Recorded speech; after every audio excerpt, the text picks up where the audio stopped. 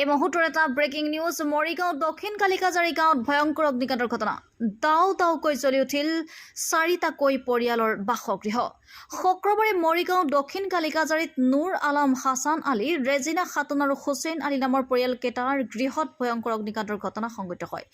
নিমিষতে জুইৰ লেলিহান শিখাই চানি ধৰি সমগ্ৰ ঘৰকেইটাত আৰু জুইত সম্পূৰ্ণৰূপে যায় চাৰিটাকৈ পৰিয়ালৰ ঘৰ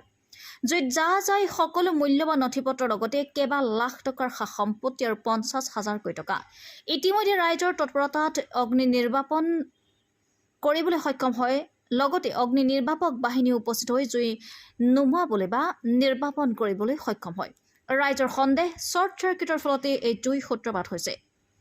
মৰিগাঁৱৰ পৰা অচ্যুত কৃষ্ণ দাসৰ ৰিপৰ্ট অৰুণোদয় অসম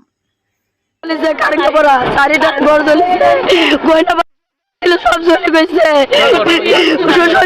সৈন্যের জাপা দিয়েছিল আর কাগজপত্র রেকর্ড পাত সব জ্বলি গেছে বিবাহ 50,000 টাকা ছিল ঘর কালিয়ানি থইছে এটু জ্বলি গেছে কোনো বাসা নাই রেকর্ড পাতি সব জ্বলে গেছে সার্টিফিকেট ডকুমেন্ট সব গুছি জ্বলি গেছে কারণ কিছু সহায়তা করে দিও আমার জানাইছি আমরা সরকার বড় সরকার কি করে কি করিব আমাদের কান্ত আমি অনুরোধ জানাইছো আমার ঘর বাড়ি সব পুরি গল এতে আমার মানুষ নাই 11 বছর হল হাজবেন্ড মরি গল এতে মই লোকের ঘরে কাম করে আছো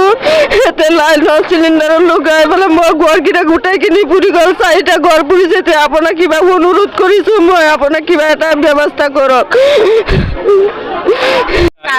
লাগিছে